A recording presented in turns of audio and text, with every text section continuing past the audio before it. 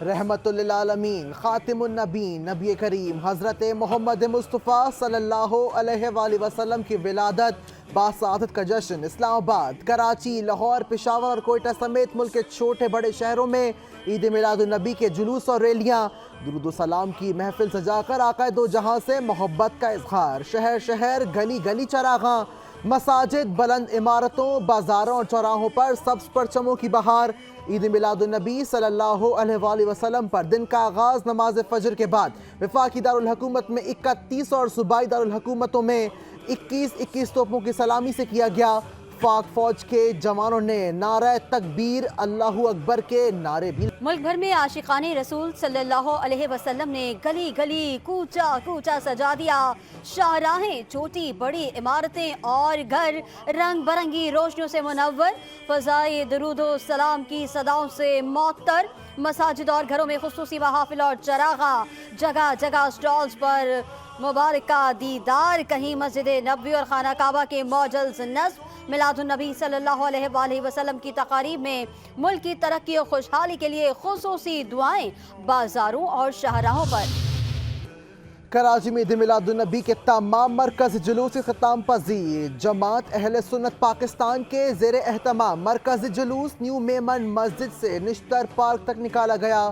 تاریخی نشتر پارک میں عید میلاد النبی کی مرکزی محفل کا اہتمام، علامہ سید شاہ عبدالحق قادری، علامہ کوکب نورانی اکاڑوی سمیت دیگر علماء کا خطاب، 7 نکاتی قرارداد بھی منظور۔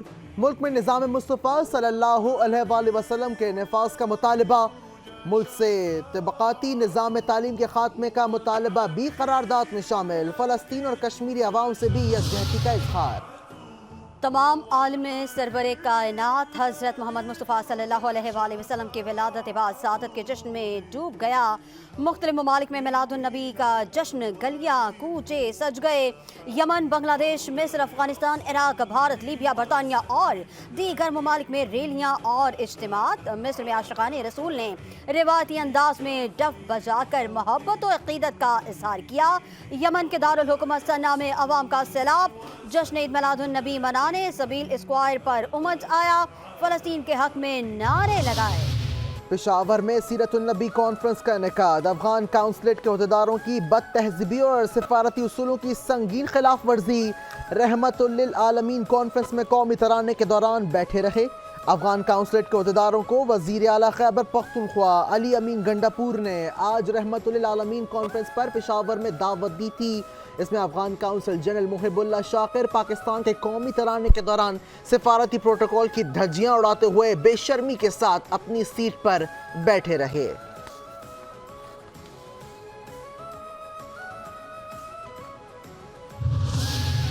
وہ وقت دور نہیں جب فلسطین اور کشمیر کے مسلمان آزاد ہوں گے، وزیر اعظم شہباز شریف پر امید۔ لاہور میں عید میلاد النبی پر محفل میلاد سے خطاب کرتے ہوئے کہا، فلسطین اور مقبوضہ کشمیر کے مسلمان آزادی کی جنگ لڑ رہے ہیں۔ آج معاشرے میں تقسیم، نفرت اور استحصال جیسے رویے لمحہ فکریہ ہیں۔ تقسیم دشمن کا ایجنڈا ہے جس کو ہم سب نے مل کر ناکام بنانا ہے۔ آپ کی ولادت کا دن پوری کائنات کو بدلنے کا دن تھا۔ نبی کریم صلی اللہ علیہ وآلہ وسلم کی تعلیمات کی وجہ سے غیر مسلم بھی مکمل آزادی سے رہ رہے ہیں۔ آپ نے حسن اخلاق کے اعلیٰ معیارات قائم کیے۔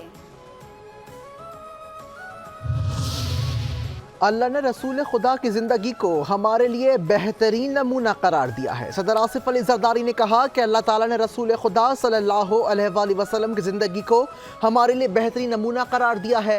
ہمیں دنیا بھر میں امن، بھائی چارہ اور محبت کو فروغ دینا ہے۔ نبی کریم صلی اللہ علیہ وآلہ وسلم کی زندگی میں ہر شعبے کے لوگوں کے لیے رہنمائی موجود ہے۔ ہمیں چیلنجز کا سامنا کرنے کے لیے آپ صلی اللہ علیہ وآلہ وسلم کی زندگی کو اپنانے کے لیے عملی نمونہ بنانا ہے۔ نبی صلی اللہ علیہ وسلم کی زندگی ہمارے لیے ہدایت کا بہترین نمونہ ہے۔ اہل اسلام کو 12 ربیع الاول کی مبارکباد پیش کرتا ہوں۔ نائب وزیر اعظم اسحاق ڈار کہتے ہیں کہ 12 ربیع الاول کے دن کی مسلمانوں کے لیے خاص اہمیت ہے۔ علم ہی وہ روشنی ہے جو انسان کو نیکی اور بدی میں تمیز سکھاتی ہے۔ ریاست کا تعلیمی نظام سیرت النبی صلی اللہ علیہ وآلہ وسلم کی روشنی میں آج کا موضوع ہے۔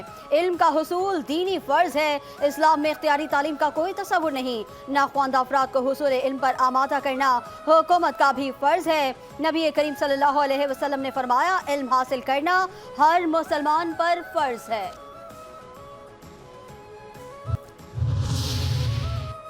I M F executive board اجلاسوں کے شیڈول میں بالآخر پاکستان کا نام بھی شامل۔ آئی ایم ایف 25 ستمبر کو پاکستان کے لیے $7 ارب کے نئے قرض پروگرام کی منظوری کا جائزہ لے گا۔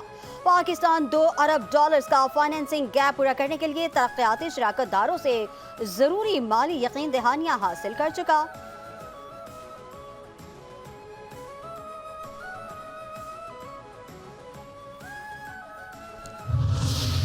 حکومت نے آئی ایم ایف پروگرام کی تمام مالی یقین دہانیاں حاصل کر لیں۔ ترجمان اسٹیٹ بینک کے مطابق اب آئی ایم ایف پروگرام کے حصول میں مزید کوئی رکاوٹ نہیں۔ پاکستان ستمبر 2024 میں آئی ایم ایف اجلاس میں اپنا مقدمہ پیش کرے گا۔ پاکستان کو رواں مالی سال $26.20 ارب ادا کرنے ہیں۔ مالی سال کی ادائیگیوں میں $16.3 ارب رول اوور ہوں گے۔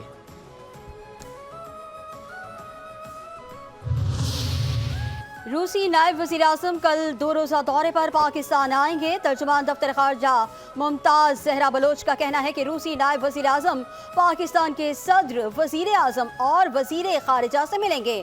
پاکستان اور روس کے درمیان خوشگوار تعلقات موجود ہیں۔ پاک روس خوشگوار تعلقات تجارتی، توانائی اور رابطے کے شعبوں میں تعاون کے عکاس ہیں۔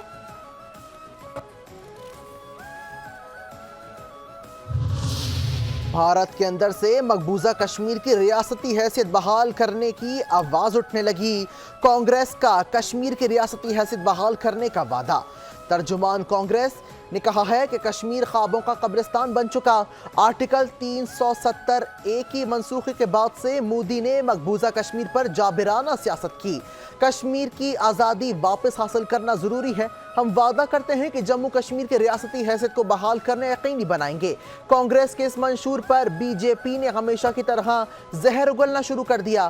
مودی کی دسترست امید اسلام مرد و خواتین کی تعلیم کا حکم دیتا ہے۔ قومی سیرت النبی کانفرنس سے علامہ طاہر اشرفی کا خطاب۔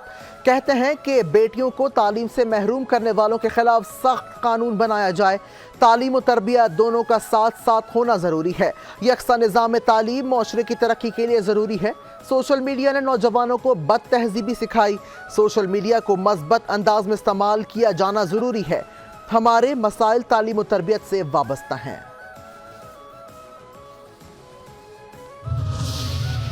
Chairman Pakistan peoples party Bilawal Bhutto Zardari نے کہا ہے کہ آپ صلی اللہ علیہ وآلہ وسلم کی زندگی کا ہر پہلو ہمارے لیے مشعل راہ ہے۔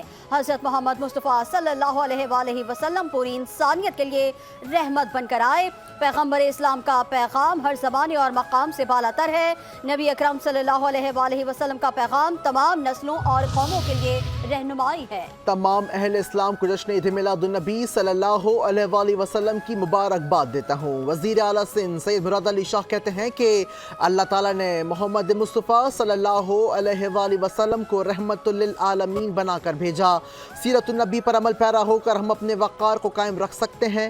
ملک کو اقتصادی مشکلات کا سامنا ہے۔ دشمن پاکستان کو غیر مستحکم کرنا چاہتے ہیں۔ دشمن کے